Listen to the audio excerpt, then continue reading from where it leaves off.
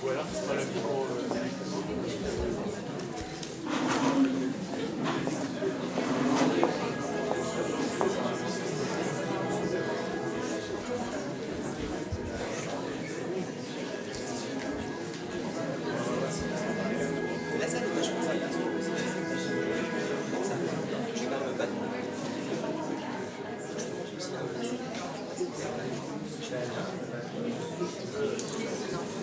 Voilà, nous avons le plaisir de recevoir le professeur Olivier Guérin.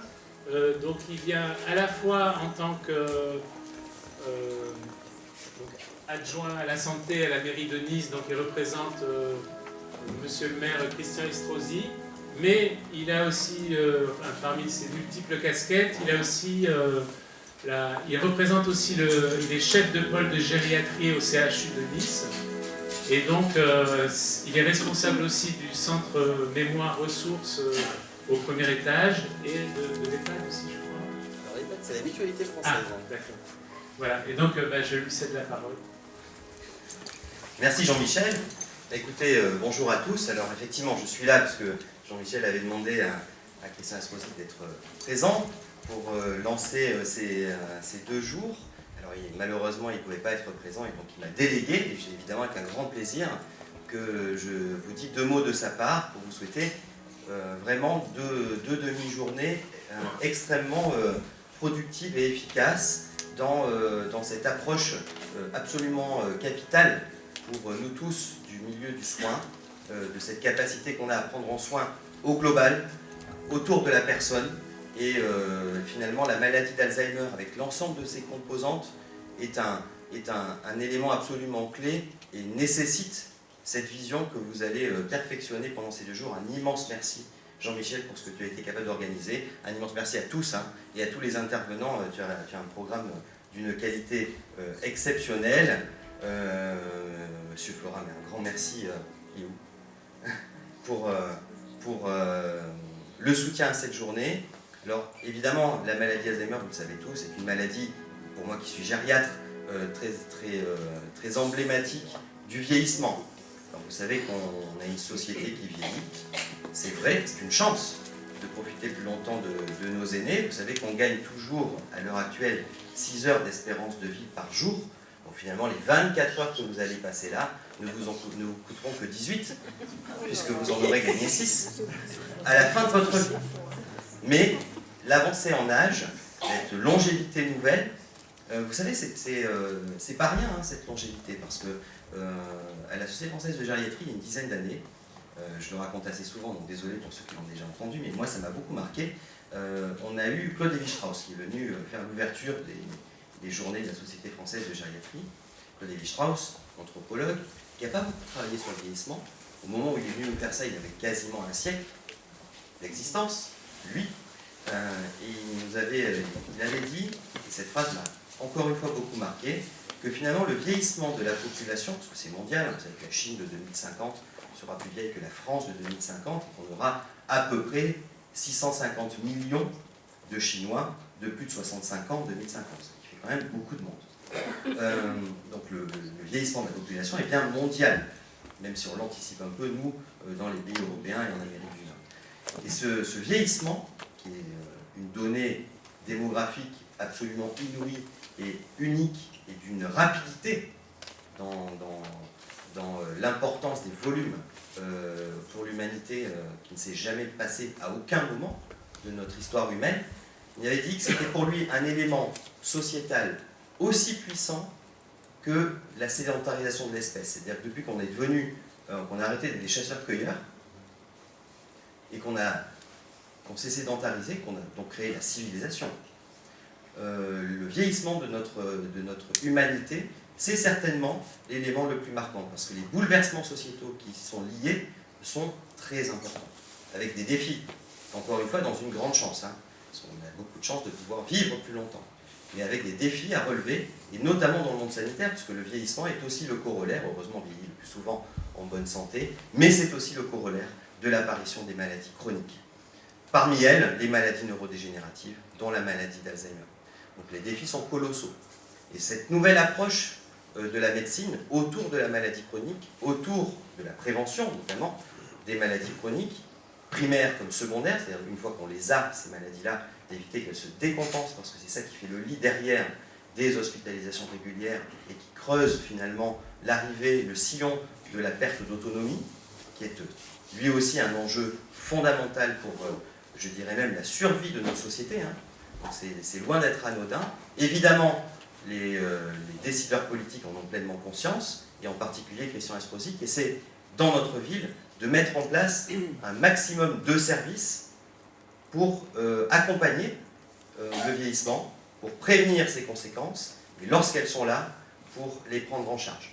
Et l'Institut Claude Pompidou, qui a été voulu aussi par Christian Estrosi, mais vous le savez, surtout par la volonté d'une femme qui est Jacques Chirac, qui est la femme de Jacques Chirac, donc Bernadette Chirac, qui a œuvré pour permettre la réalisation de ce bâtiment. C'est un bâtiment finalement avec un travail collaboratif assez exceptionnel, puisqu'on a à la fois un morceau du CHU, un morceau de Montpol, dont s'occupe mon collègue et ami Philippe Robert, juste au-dessus, le centre mémoire de ressources et de recherche. Les étages au-dessus, c'est un EHPAD dédié à la prise en charge de résidents atteints de la maladie Alzheimer, géré par la Mutualité française. Et puis, ici, vous avez le niveau de nos amis de France Alzheimer 06, une association exceptionnelle, et je remercie les filles qui sont là, qui arrivent à faire ce lien avec les familles, à proposer des services, je pense à l'accueil de jour, je pense à la plateforme de répit par exemple, et à tout ce que France Alzheimer 06 fait pour la ville et pour le département. Et c'est ce travail collaboratif permanent qui permet finalement, dans cet établissement, d'avoir une vision un peu spécifique de l'accompagnement lors de cette maladie. Et finalement, ça me paraissait tout à fait légitime que Jean-Michel, dans la thématique qui va vous animer dans les heures qui viennent, puisse venir avec vous discuter de ces éléments-là dans ce lieu qui est encore une fois très symbolique. Donc merci à tous de tout ce que vous faites. Bravo à tous les intervenants. Alors je ne pourrais pas, vous avez vu, je suis un peu en tenue, donc je m'excuse d'ailleurs d'être en blanc, mais je vais devoir retourner travailler dans mon métier de base aussi, et vous abandonner assez vite, mais je pense que vous allez beaucoup apprécier cette journée, et encore bravo Jean-Michel. Merci Olivier. Alors, bonjour à toutes et à tous. Ça fait très plaisir de voir tous ces visages amis une fois de plus. Pour nous, donc je représente la Maison de la Médecine et de la Culture. C'est notre 5e rencontre. Donc on base notre travail sur des ciné-conférences débats, sur des thématiques du prendre soin. Alors la Maison de la Médecine et de la Culture est une association loi 1901 qui accueille toute personne désirant s'engager dans la réflexion et l'action pour l'alliance du soin technique qui s'adresse à la maladie, le cure, et du soin humain qui s'adresse à la personne qui souffre d'une maladie ou d'un handicap, le care. Nous tenons à remercier les équipes des institutions qui composent l'Institut Claude Pompidou, les nombreux partenaires et intervenants de ces journées, comme l'indiquent les logos derrière moi. Voilà, ça marche. Nous sommes touchés et honorés par les étudiants et les enseignants du Master 2 Ingénierie de la création multimédia qui, sous la houlette du professeur Norbert Hiller, ont choisi avec passion d'enrichir et de porter l'action de notre association comme projet professionnel et de recherche universitaire. Nous remercions chacun d'entre vous d'être ouvert à d'autres approches sur la maladie d'Alzheimer, d'autres regards. Je ne peux résister à partager quelques pépites que j'ai eu la chance de rencontrer pendant la préparation de ce week-end. Ce que dit le poète Christian Bobin, interviewé à la sortie de son livre « La présence pure » en 2008, sur la relation à son père atteint de la maladie d'Alzheimer, presque à chacune de mes visites, je revenais avec un trésor. Comme cette histoire où son père, ne retrouvant pas son prénom, le présentait ainsi. Voici celui qui est inoubliable. Le livre Les couleurs de l'oubli, coécrit par Jean-Claude Amezen, président du Comité consultatif national d'éthique, et François Arnold, plasticien, animateur de l'atelier de l'association L'Arbre à Main, hôpital Georges Clemenceau à Champecueil dans l'Essonne. Ce livre est illustré par des tableaux réalisés par des patients porteurs de la maladie d'Alzheimer. Sur la couverture, la peinture de Maurice qui déclare « Regardez, il retrouve sa femme ». À l'intérieur, ce livre contient une phrase d'Amartya Sen, prix Nobel d'économie, qui pourrait constituer un fil rouge du week-end et l'essence même de l'action de notre association. Qu'est-ce qui devrait nous tenir éveillés la nuit? Les tragédies que nous pouvons empêcher, les injustices que nous pouvons réparer. Le patient porteur d'une maladie d'Alzheimer ne peut être réduit à son handicap mnésique ou cognitif, stigmatisé par la société. Il peut être vu sous l'angle de sa sensibilité et de sa créativité. Et c'est cette vision qui nous animera tout le week-end. Nous pensons que le prendre soin, la médecine humaine, doit imprégner tout l'espace de la relation de soins, dans tous les lieux de soins et à tout moment, quelles qu'en soient les contraintes. Les ciné-conférences-débats constituent le cœur de notre action. En effet, une œuvre d'art cinématographique qui met en lumière une thématique du soin, une histoire de soignant ou de patient, nous permet à tous, ensemble, de façon universelle, de partager émotions et questionnements singuliers. Et ceci, qui que nous soyons, enseignants, étudiants, professionnels de santé, patients, aidants ou tout acteur de la vie civile. Le succès de notre entreprise est lié dans une société de la performance et de la consommation à notre besoin infini d'humanité. Ce que nous voulons transmettre, c'est comme l'a dit récemment Walter Esben au Printemps éthique de Nice, c'est que le prendre soin ne va pas de soi. Il nécessite une vocation, un cheminement, une expérience, des efforts d'apprentissage. Prendre soin nécessite d'abord la rencontre avec l'autre, irréductiblement différent, son histoire, ses peurs, ses questions, ses désirs, ses choix.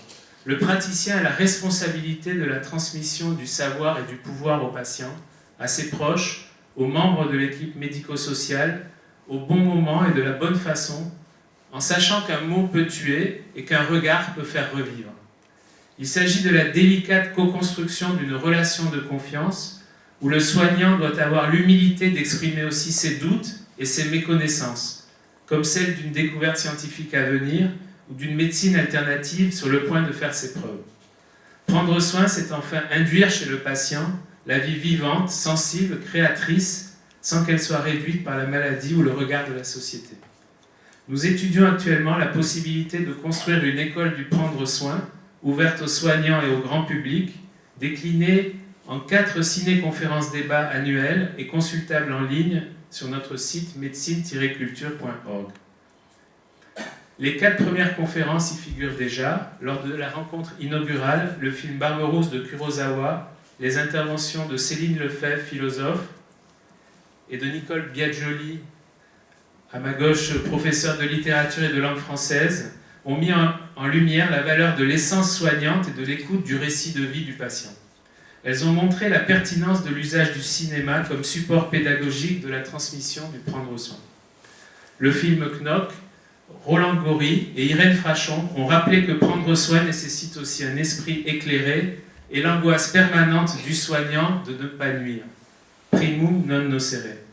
Le film La maladie de Saxe, né du roman de Martin Winkler, médecin et écrivain, soulignait la souffrance du soignant, souvent seul, non habitué à dire sa fragilité, la co-construction d'un partenariat de soins, comme l'a montré le modèle de Montréal, et son représentant ici présent, Luigi Flora, est une piste d'amélioration de la qualité du travail des soignants, les groupes Balint aussi, et je signale aux médecins qui seraient intéressés que nous venons de lancer un groupe Balint qui serait ouvert, et bon, j'ai mis les coordonnées sur la table de la librairie.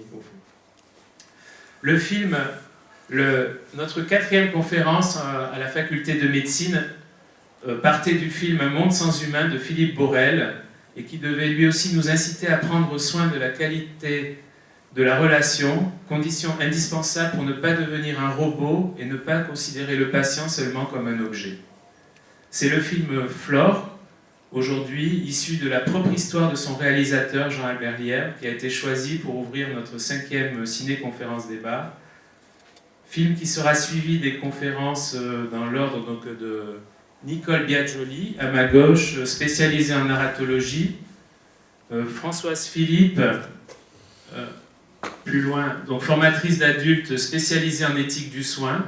Rabia Boulassas, gériatre au CHU et coordonnant l'espace éthique en gériatrie. Et pour l'association France Alzheimer 06, Nathalie Offray, directrice de l'accueil de jour, et Dominique Milot, donc psychologue aussi, responsable de la plateforme de répit pour les proches aidants.